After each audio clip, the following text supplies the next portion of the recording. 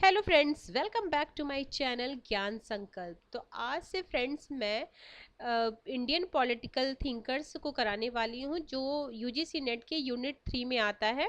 Unit 2 already मैंने सारा cover करा दिया है, जिसमें वेस्टर्न पॉलिटिकल थिंकर है। इसके अलावा यूनिट 1 भी मैंने पॉलिटिकल थ्योरी भी आपको फिनिश करा दिया है। प्लेलिस्ट बनी हुई है, आप प्लीज़ आप जाके देख लेना। और यूनिट 3 में मैंने कौटिल्य को करा रखा। आज मैं महात्मा गांधी को कराने वाली हूँ। इसके बाद में आगना सुट भी करा दूंगी, और बाकी जितने भी इंडियन पॉलिटिकल थिंकर हैं उसको सारे को मैं कवर करा दूंगी। अब देखो, ये जो महात्मा गांधी से रिलेटेड क्वेश्चन ये किसी भी एग्जाम में आपको आएगा। ये तो आप किसी भी स्टेट का पीजीटी दे रहे हो, टीजीटी दे रहे हो, या असिस्टेंट प्रोफेसर का दे रहे हो, उसमें भी ये आएगा। भले है कि अभी हो सकता है रीनेट हो या ना हो, बट दिसंबर का तो नेट होगा, ये तो कंफर्म है। अगर ये रीनेट नहीं भी होता है, जो अभी न्यूज चल रहा है कि वो कैन मतलब जो अब वो लगा था कि पेपर लीक हुआ है, वो नहीं हुआ है शायद। सीबीआई ने ऐसा रिपोर्ट दिया है। बट अगर नहीं भी होता तो कोई नहीं, अगर आपके पेपर नेट के अच्छे हुए हैं, अगर आप हो जाओगे तो भी कोई नहीं। कहीं कहीं ना कहीं तो एग्ज़ाम फिर दोगे, असिस्टेंट प्रोफेसर का एग्ज़ाम दोगे, या फिर किसी भी स्टेट का पीजीटी दोगे, तो एग्ज़ाम तो आपको फिर देना ही है। तो उसके लिए भी ये काफ़ी हेल्पफुल है। अगर आपका एग्ज़ाम इस बार अच्छा नहीं हुआ है, तो अगर नेक्स्ट एग्ज़ाम यूजीसी नेट दोगे दिसंबर वाला, तो उसके लिए भी हेल्पफुल रहेगा। तो आज का क्लास हम स्टार्ट करते हैं। अगर आप पहली बार मेरे चैनल पे आए हो तो प्लीज़ मेरे चैनल को सब्सक्राइब करें, मेरे वीडियो को लाइक करें और अपने फ्रेंड में शेयर करें। तो आज का क्लास हम स्टार्ट करें। देखो, क्या है महात्मा गांधी का जन्म। तो हम लोग सब बचपन से ही पढ़े हैं महात्मा गांधी का जन्म कब कब हुआ था। 2 अक्टूबर 1869। कहाँ हुआ था? गुजरात के पोरबंदर में। अप्रैल 1893 को वे पोरबंदर के एक व्यापारिक संस्थान में बैरिस्टर के रूप में दक्षिण अफ्रीका के लिए रवाना हुए थे। कब गए थे वो? 1893 में। फिर अगस्त 1894 को रंगभेद के खिलाफ आवाज उठाने के लिए उसने नेशनल इंडियन कांग्रेस की स्थापना की। ये डी ट्रिपल एस बी में इसका टाइम पूछा गया था। डी ट्रिपल एस बी के टीजीटी के बॉयज, मतलब जो गर्ल्स बॉयज दो अलग अलग होते, उसमें ये पूछा गया। और भी बहुत सारे एग्जामों में पूछा गया था, पूछा जा चुका है कि देखो, इससे दो क्वेश्चन बनेंगे। एक तो पहला ये क्वेश्चन बनेगा, नेशनल इंडियन कांग्रेस की स्थापना किसने की? तो महात्मा गांधी। इसकी स्थापना कब हुई? तो 1894 को महात्मा गांधी ने। कहाँ किया? तो दक्षिण अफ्रीका में किया। 3-4 क्वेश्चन इससे बन जाते हैं। आगे चलते हैं। आगे 1903 में ट्रांसवाल ब्रिटिश इंडियन सोसाइटी की स्थापना। अब ये ट्रांसवाल ब्रिटिश इंडियन सोसाइटी की स्थापना कब हुई? 1903 में।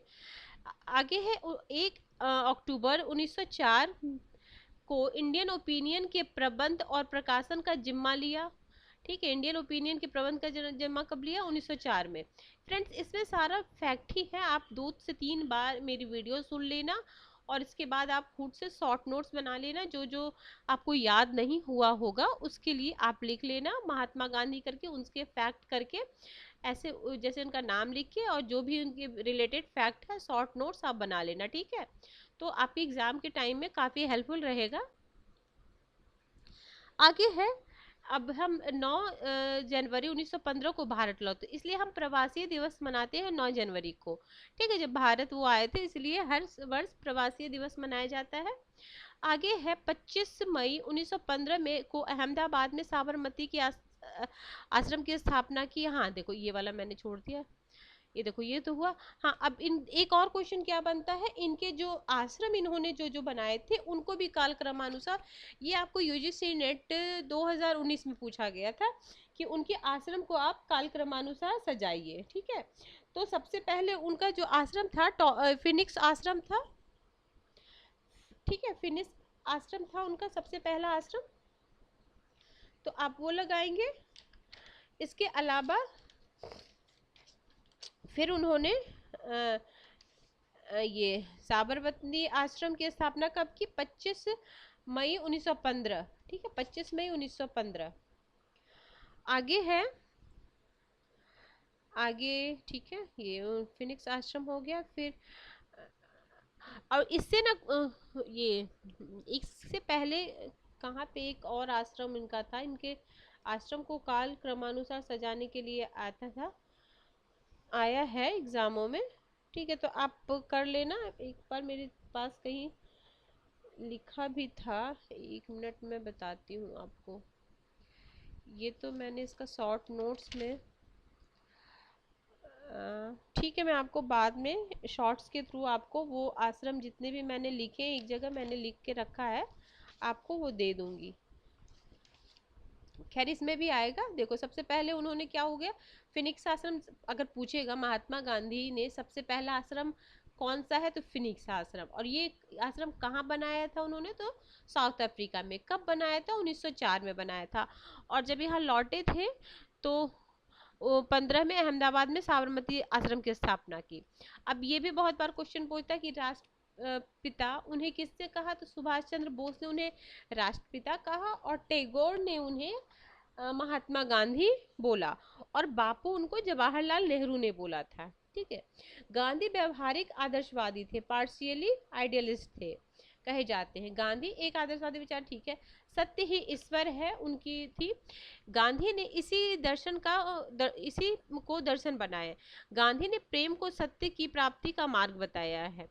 प्यारे लाल नैयर गांधी के निजी सचिव थे। उन्होंने गांधी के जीवन पर अनेक रचनाएं लिखी, जिनमें से Mahatma Gandhi the last phase, discovery of Satyagraha. ठीक है प्यारे लाल। अगला है, अब ये बुक दे देगा, इसके राइटर का नाम पूछ लेगा, तो प्यारे लाल। ठीक है, आप याद रखना।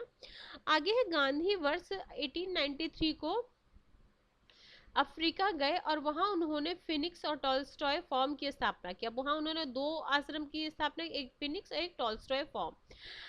वर्ष 1914 तक वे अफ्रीका में रहे और 15 में यहाँ पे आए थे। टॉल्स्टॉय एक रूसी उपन्यासकार थे, जिन्होंने वॉर एंड पीस नामक उपन्यास लिखा था, जिसमें गांधी अत्यधिक प्रभावित थे। अब एक ये भी क्वेश्चन पूछता है कि गांधी किस किस से प्रभावित थे, और गांधी ने 2-3 से अपने अपने उनके विचार लिए हैं, तो ये भी एक क्वेश्चन बनता है। जैसे जैसे जहां से क्वेश्चन बनेगा मैं आपको बताते जाऊंगी। आगे है, गांधी को प्रभावित, देखो अब गांधी को प्रभावित करने वाले विचार। गांधी जिन विचारधाराओं और व्यक्तियों से प्रभावित थे उसमें से गीता रामायण उल्लेखनीय है। गांधी जी बौद्ध धर्म, शांति और अहिंसा के विचार से प्रभावित थे। गांधी इस्लाम धर्म की बंधुता की संकल्पना से प्रभावित थे। अब ऐसे में दे देगा, ऐसे क्वेश्चन बना देगा कि निम्नलिखित में से किस विचार से गांधी जी प्रभावित थे। ये 4-5 दे देगा, इस्लाम के बंधुत्व से, बौद्ध के अहिंसा, शांति और अहिंसा से, और रामायण और वो से। तो आपको इस तरीके से जब आप खुद से पढ़ते हो तो खुद से कैसे मतलब बन सकता है ये क्या नाम क्वेश्चन, तो उसको आप खुद से करना पड़ेगा, तभी आपके लिए मतलब जो आप पढ़ रहे हो वो ज्यादा आपको हेल्प करेगा। आगे फिर है, गांधी इस्लाम धर्म की बंधुत्व की संकल्पना से प्रभावित थे। आगे है, Leo Tolstoy the kingdom of God is with in you 1894 कथन से प्रभावित थे, यानी टॉल्स्टॉय से प्रभावित थे। फिर पूछा जाता है डेविड रिकार्डो से उन्होंने डिसओबीडियंट लिया था। अब ये भी उसका किससे क्या क्या लिया था उन्होंने। फिर रस्किन के अनटू द लास्ट से उन्होंने सर्वोदय लिया था। तो आप थिंकर का नाम जैसे जॉन रस्किन के आगे सर्वोदय लगा दो, डेविड थोरो के आगे डिसओबीडियंट लगा दो। ठीक है, तो ऐसे कर लोगे ना तो आप जब एग्जाम में है ना तो आपको कंफ्यूजन नहीं होगा। कभी कभी आपको लगा इससे तो महात्मा गांधी प्रभावित थे, लेकिन किससे कौन से विचार लिए थे ये आप भूल मतलब ध्यान नहीं रह सकता। तो इसलिए आप या तो 2-3 बार वीडियो देख लो।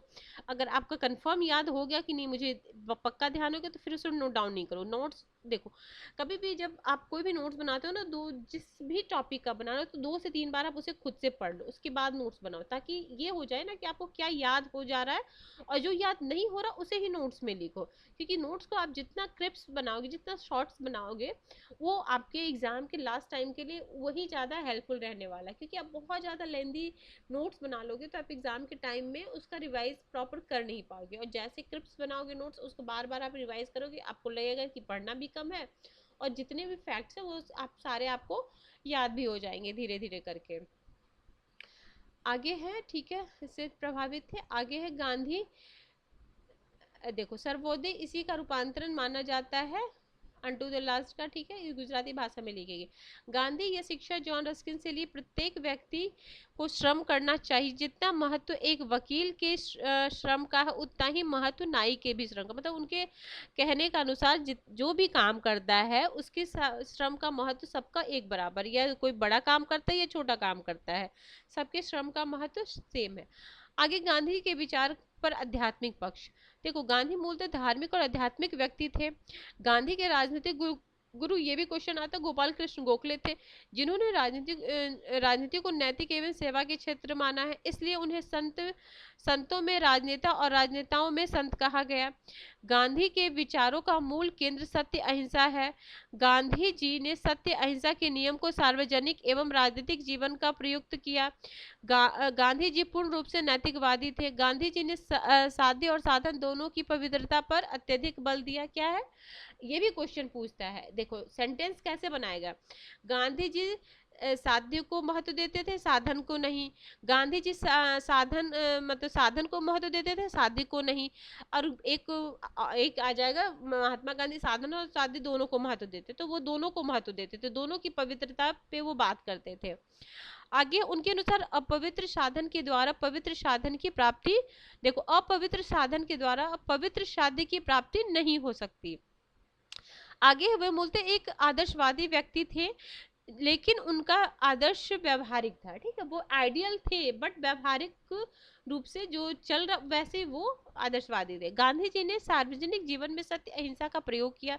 गांधी जी के अनुसार धर्म और राजनीति, गांधी के लिए धर्म का अभिप्राय अत्यधिक विस्तृत रूप में था, अतः धर्म का आशय जो धारण करने योग्य है वही धर्म है। क्या है, महात्मा गांधी के अनुसार जो धारण करने योग्य है वही धर्म है। उनके लिए धर्म का अर्थ नैतिक कार्य और मानव की भलाई के कार्य करना है। धर्म पालन करने का आशय सत्य अहिंसा के मार्ग में चलना है। गांधी जी धर्म एवं नैतिकता विहीन राजनीतिक कल्पना नहीं करते थे। उनके शब्दों में धर्म विहीन और नैतिक विहीन राजनीतिक नहीं हो सकती। अतः वे पाश्चात्य विचारों के आलोचक थे, जिसमें पंथ निरपेक्ष पर बल दिया गया। उन्होंने पंथ निरपेक्षता की बजाय सर्वधर्म संभाव की बल दिया। अब देखो ये भी है, उन्होंने अब पूछेगा महात्मा गांधी ने धर्मनिरपेक्षता के स्थान पे किसको दिया, तो वो सर्वधर्म संभाव्य की पर बल दिया। गांधी जी के अनुसार सत्य अहिंसा, तो गांधी जी ने अपने आत्मकथा सत्य के लिए प्रयोग the story of my experience with the truth में लिखा है, सत्य के लिए कोई अलग स्वर नहीं होता।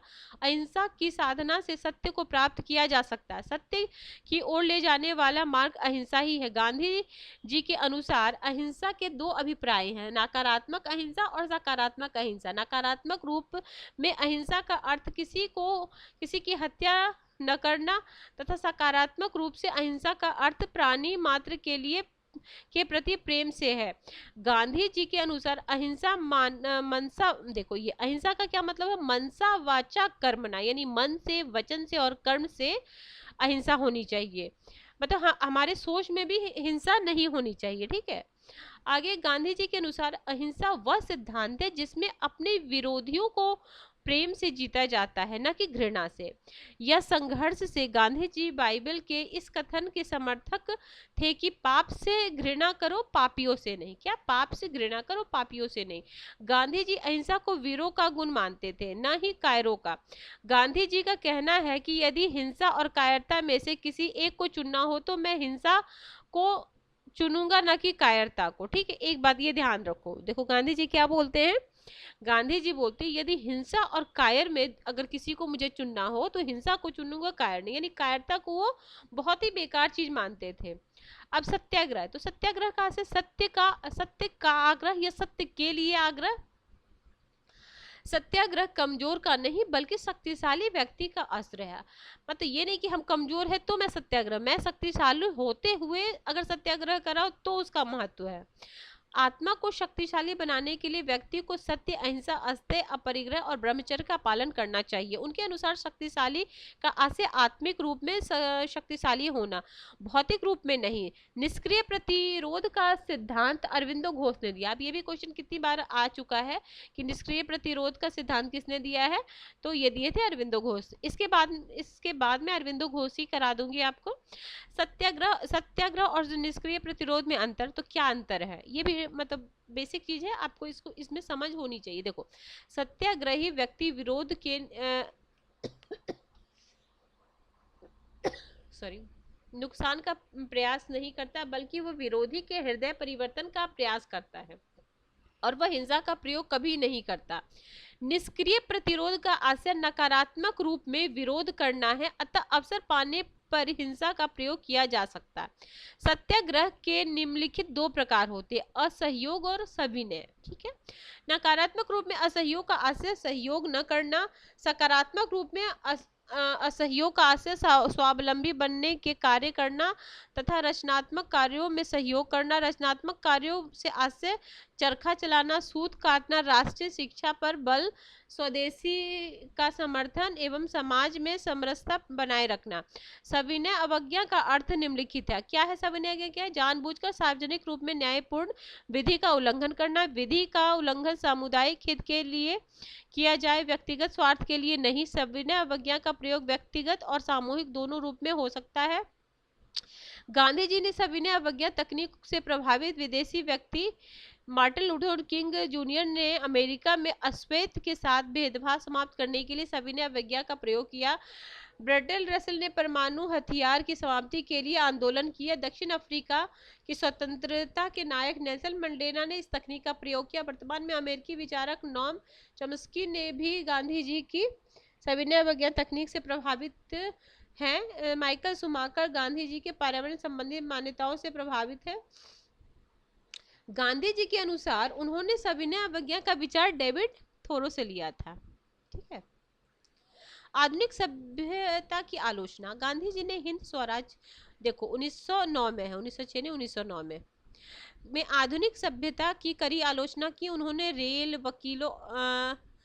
वकीलों, डॉक्टरों की भी आलोचना की। गांधी जी के अनुसार सभ्यता का आशय भौतिकता एवं मशीन का विकास नहीं है, सभ्यता मानवीय एवं आत्मा का विकास है। गांधी पाश्चात्य सभ्यता के कड़े आलोचक थे। गांधी जी के अनुसार पाश्चात्य सभ्यता भौतिकवादी तथा वह शक्तियों के केंद्रीकरण है। आर्थिक तथा राजनीतिक रूप दोनों में केंद्रीकरण से हिंसा उत्पन्न होती है। राज्य का विचार। गांधी को दार्शनिक अराजकतावादी भी कहा जाता है। ये भी आपने कई बार ये वाला क्वेश्चन देखा होगा कि गांधी जी को क्या बोलते हैं, दार्शनिक अराजकतावादी बोलते हैं। ये आपने अगर ऑलरेडी आप क्वेश्चन सॉल्व किए होंगे तो आपने ये क्वेश्चन जरूर देखा होगा। आगे है राज्य का विचार। अब उनके राज्य का क्या वजह, तो ठीक है, अथवा उन्हें शांतिवादी अराजकतावादी भी कहा जाता है, क्योंकि सत्याग्रही और अहिंसात्मक नैतिक व्यक्ति के लिए राज्य की कोई आवश्यकता नहीं होगी। गांधी जी ने राज्य को आत्मा रहित मशीन कहा है, जिसके द्वारा हिंसा का संगठित प्रयोग किया जाता है। गांधी जी राज्य नामक संस्था का विरोध करते हैं, क्योंकि गांधी के अनुसार आदर्श व्यवस्था में राज्य का कोई आवश्यकता नहीं है। राज्य की हिंसा व्यक्ति की हिंसा से भयंकर होती है। गांधी जी ने समूचे पाश्चात्य सभ्यता की आलोचना की। उन्होंने संसदीय लोकतंत्र, बहुमत के शासन एवं दलीय प्रणाली का पूर्ण रूप से अस्वीकार किया। गांधी जी ने संसद को बांझ औरत कहा। यह भी एग्जामों में आया कि किसने संसद को बांझ औरत कहा, तो महात्मा गांधी ने कहा। गांधी जी के अनुसार समूचा पाश्चात्य सभ्यता शक्तियों का केंद्रीकरण पाया जाता है, इसलिए ऐसा समाज अहिंसात्मक नहीं हो सकता। आगे है, इसलिए गांधी जी ने विकेंद्रित शासन के समर्थक थे। विकेंद्रित शासन यानी वो ग्राम मतलब छोटे से स्टार्ट हो जाए, शक्ति का केंद्रीकरण ना होके उसका विकेंद्रीकरण हो, जैसे ग्राम लेवल, स्टेट लेवल, केंद्र लेवल, ऐसे होना चाहिए। देखो गांधी जी पंचायत के समर्थक थे, और वही एक क्वेश्चन पूछेगा, भीमराव अंबेडकर वो पंचायत के विरोधी थे। ठीक है, और जैसे गांधी जी छोटे कुटीर उद्योग के समर्थक थे, और वहीं ये भीमराव अंबेडकर थे वो भारी मशीनरी और उद्योग के समर्थक थे। क्योंकि देखो वो क्या थे, अंबेडकर जो थे वो देखते थे गांव में ज्यादा भेदभाव होता है, मतलब जो छोटे जात के होते हैं उनके साथ ज्यादा भेदभाव होता है, इसी कारण हो सकता है वो पंचायत राज से के समर्थक ना हो। आगे है, गांधी जी का राम राज्य गांवों का एक संघ होगा। गांधी जी के अनुसार शहरों में व्यक्ति रहते हैं लेकिन गांव में देवता का निवास होता है। उनके अनुसार राजनीति का आशय लोक नीति या लोक कल्याणकारी है, शक्ति के लिए संघर्ष नहीं। उन्होंने विकेंद्रित शासन का समर्थन करते हुए गांव को मूल इकाई माना, मतलब स्टार्टिंग इकाई माना। उनके अनुसार गांव के लोग जनपद से प्रांत के लोग अखिल भारतीय प्रतिनिधि को निर्वाचित करेंगे। और गांधी का सबसे बड़े लोकतंत्रवादी समाजवाद तथा व्यक्तिवादी थे, परंतु पश्चात अर्थ में बिल्कुल नहीं।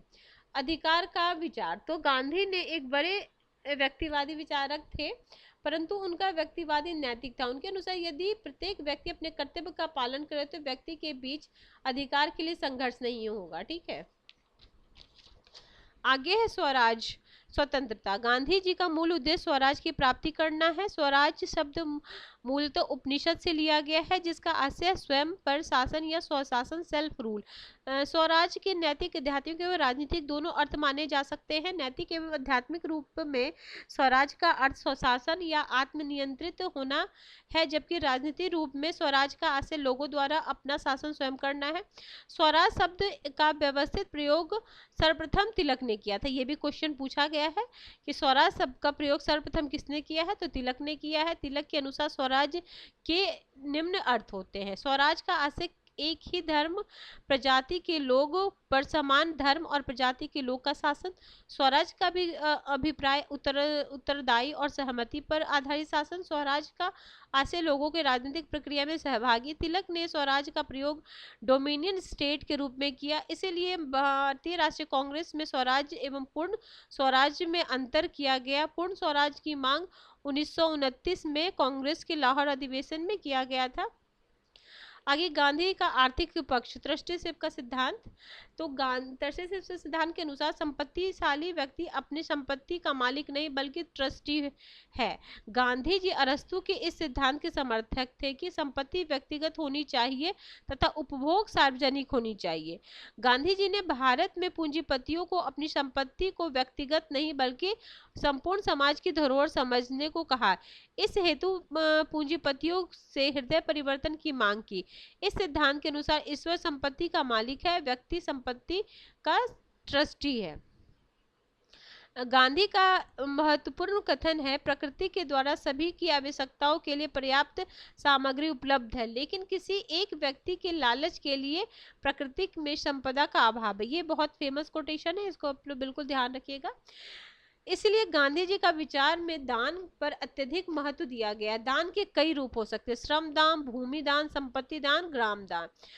गांधी जी ने कुटीर उद्योग और लघु उद्योग का समर्थन किया। उन्होंने इसमें संपत्ति का केंद्रीकरण नहीं होता। गांधी की वादी विचारधारा भारत जैसे श्रम प्रधान देश के लिए अत्यधिक व्यवहारिक है, इसलिए वे भारी मशीनों के विरोधी थे, लेकिन मशीन मात्र के विरोधी नहीं थे। भारी मशीनों के विरोधी लेकिन मशीन मात्र के विरोधी नहीं थे, क्योंकि चरखा भी एक मशीन है।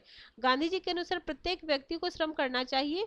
गांधी का सामाजिक पक्ष, सर्वोदय। सर्वोदय का अर्थ सबका उत्थान है। गांधी जी के अनुसार सर्वोदय उस विचारधारा की ओर संकेत करता है जो सत्य और अहिंसा पर आधारित हो, समाज में किसी के प्रति वैर न हो, यह वर्ग सहयोग पर आधारित हो। गांधी का सर्वोदय का विचार समाजवाद का विकल्प माना जा सकता है। गांधी के अलावा अन्य सर्वोदयी विचारक जयप्रकाश नारायण, दादा धर्मकारी और धीरेन्द्र मजूमदार, केसी मसरूबाला और दीनकराव देव, विनोबा भावे सर्वाधिक प्रख्यात सर्वोदयी थे। संविधान सभा में एस.एन. अग्रवाल प्रसिद्ध गांधीवादी थे। सर्वोदय जॉन रस्किन की रचना, द अंटोलास की गुजराती अनुवाद है। जॉन रस्किन के विचारों को उन्होंने निम्नलिखित विचार के लिए व्यक्ति की भलाई समाज की भलाई होती है। वकील एवं न्यायी के श्रम का समान है। मजदूर एवं कारीगर का जीवन ही वास्तविक जीवन है। गांधी का आदर्श समाज सर्वोदय समाज था, जिसे उन्होंने सामुद्रिक वृत्त ओशियन सर्कल भी कहा है, ये भी ध्यान रखना, जिसके अनुसार व्यक्ति परिवार की भलाई के लिए कार्य करेगा, परिवार की भलाई करेगा, गांव वासियों के द्वारा तालुका की भलाई की जाएगी, इसलिए प्रत्येक छोटी इकाई अपनी बड़ी इकाई की भलाई के लिए कार्य करेगा। उनके अनुसार सभी व्यक्ति का उत्थान आवश्यक है। धनी व्यक्ति का नैतिक उत्थान एवं गरीब व्यक्तियों का भौतिक उत्थान होना चाहिए। गांधी जी ने व्यवहारिक रूप में हरिजन सेवक संघ का स्थापना किया। गांधी जी की वर्णाश्रम व्यवस्था को स्वीकार किया, यद्यपि उन्होंने इसे जन्म से नहीं बल्कि कर्म से, देखो वर्णाश्रम को किया है बट जन्म से नहीं कर्म से। नई तालीम, तो नई तालीम के द्वारा गांधी जी ने पश्चिमी शिक्षा का प्रभावी विकल्प प्रस्तुत किया। शिक्षा मातृभाषा में दी जानी चाहिए। शिक्षा में चरित्र विकास और सादगी एवं शारीरिक शिक्षा पर बल दिया। शिक्षा में कुटीर उद्योग एवं हस्तकला एवं प्रशिक्षण दिया जाएगा। शिक्षा गांव में ही प्रदान की जाएगी। शिक्षा के लिए धन आम लोगों से एकत्र किया जाएगा। नई तालीम में प्राथमिक शिक्षा के साथ प्रौढ़ शिक्षा पर भी बल दिया जाएगा। कुछ तथ्य देखो, केसी मसरूवाला ने अपनी पुस्तक गांधी एवं मार्क्स में कहा है कि गांधीवाद में हिंसा जोड़ने से यह मार्क्सवाद नहीं होगा। गांधी जी ने दक्षिण अफ्रीका में ग्रीन पैम्पलेट और इंडियन ओपिनियन नामक पत्रिकाएं प्रकाशित की। इंडियन ओपिनियन को साप्ताहिक पत्रिका के रूप में प्रकाशित की। गांधी जी ने हिंद के राजनीतिक विचार हिंद स्वराज में पाए जाते हैं। हिंद स्वराज का प्रकाशन 1938 में किया गया। गांधी जी की आत्मकथा the story of my experience 1929 में गुजराती भाषा में लिखी गई, जिनकी अंग्रेजी अनुवाद महादेव देसाई ने की। हाँ, ये वाला ध्यान रखना, इसकी अंग्रेजी में अनुवाद किसने की? महादेव देसाई ने की। गांधी जी ने भारत में हरिजन तथा यंग इंडिया पत्रिका का संपादन किया। गांधी जी के ऊपर लुई फिशर के प्रसिद्ध रचना the life of Mahatma Gandhi लिखी। दिनकर जोशी ने महात्मा वर्सेस गांधी लिखी, ये भी ध्यान रखना। रामचंद्र गुहा का भी ये बुक कई बार एग्जामों में ऑलरेडी आ चुका है। India after Gandhi the history of world largest democracy 2007 में। फिर है 27 जनवरी 2001 को गांधी जी कोलकाता कांग्रेस अधिवेशन में शामिल थे। G.N. धवन ने political philosophy of Mahatma Gandhi 1946 में लिखा। जेवी कृपलानी ने द गांधीयन वे 38 में लिखा। जेवी कृपलानी आई फॉलो महात्मा गांधी। गांधी जी ने अपने जीवन काल में केवल एक बार 1930 में होगा, 29 नहीं 1930 में नहीं, 30 या 31 है, ध्यान नहीं है मुझे। एक बार आपके 28, एक बार आप ध्यान देख लेना इसको, कब एक ही बार वो बेलगांव अधिवेशन में वो बने थे कांग्रेस के अध्यक्ष, वो एक बार बने हैं सिर्फ। ठीक है फ्रेंड्स, तो आज हमारा और महात्मा गांधी से रिलेटेड देखो, राज शुक्ला ने महात्मा गांधी को चंपारण बुलाया था, ये याद रखना। और चंपारण सत्याग्रह 1917 में हुआ था। और एक है सेवाग्राम आश्रम भी एक वर्धा में बनाया था। चंपारण आंदोलन तो हमें पता ही है। फिर 1906 में एक एशियाटिक रजिस्ट्रेशन का विरोध किया, ये है। और हाँ, एक और 1913 में उन्होंने गिरमिटिया प्रथा, जो भारतीय मजदूरों को 5 या 10 साल के लिए बंधुआ बनाया जाता था, उसका भी उन्होंने विरोध किया था, गिरमिटिया प्रथा। ठीक है, और इसके अलावा आपको ठीक है फ्रेंड्स, तो हो गया हमारा। देखो अब हमने ये किया, टॉलस्टॉय कर लिया। डरबन में फिनिक्स आश्रम इन्होंने बनाया था। उनके बुक्स, हाँ उनके कुछ और बुक्स हैं जो आपको मैं बता देती हूँ। मैं लिख तो नहीं पाऊंगी, ये कर्सर सही से लिख नहीं पाते। देखो उनकी बुक और पत्रिका को मैं सेग्रीगेट करके आपको बता देती हूँ, आप सुन लो मेरी बात। देखो गीता माता उनकी बुक है, 7 महाव्रत उनकी बुक है, हिंद स्वराज, अनासक्ति योग, इंडिया इज माई ड्रीम, सुनो विद्यार्थी। ठीक है, इसके अलावा समाचार पत्र कौन कौन है? इंडियन ओपिनियन जो 1903 में हुआ था, फिर यंग इंडिया जो इंडिया में उन्होंने लिखा, हरिजन भी उन्होंने इंडिया में लिखा, और द ग्रीन पैम्पलेट, देखो द ग्रीन पैम्पलेट और इंडियन ओपिनियन ये दोनों उन्होंने साउथ अफ्रीका में लिखा। ठीक है, ये ग्रीन पैम्पलेट आपको 1896 में, ठीक है, सबसे पहले उन्होंने लिखा। और ये भी जान गए राष्ट्रपति किसने बोला उन्हें? सुभाष चंद्र बोस ने राष्ट्रपति बोला। अर्धनंगा फकीर इनको विंस्टन चर्चिल ने बोला। और ये one man boundary force Mountbatten ने इन्हें बोला था। आगे फिर बापू उनको जवाहरलाल नेहरू ने बोला था, और राष्ट्रपिता महात्मा उन्हें रविंद्रनाथ टैगोर ने बोला था। और उनका जन्म हो चुका है, ये तो 2 अक्टूबर को हो चुका है।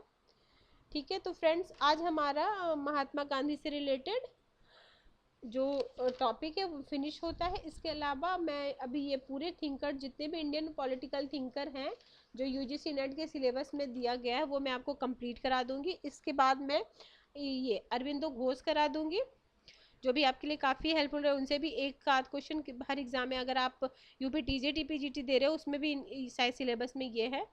तो अगर फ्रेंड्स आप पहली बार मेरे चैनल पे विजिट कर रहे हो, अगर आपको कंटेंट अच्छा लग रहा है तो प्लीज़ आप मेरे चैनल को सब्सक्राइब करें, तो ऐसे ही हेल्पफुल वीडियो आपके लिए मैं लेती आऊँगी।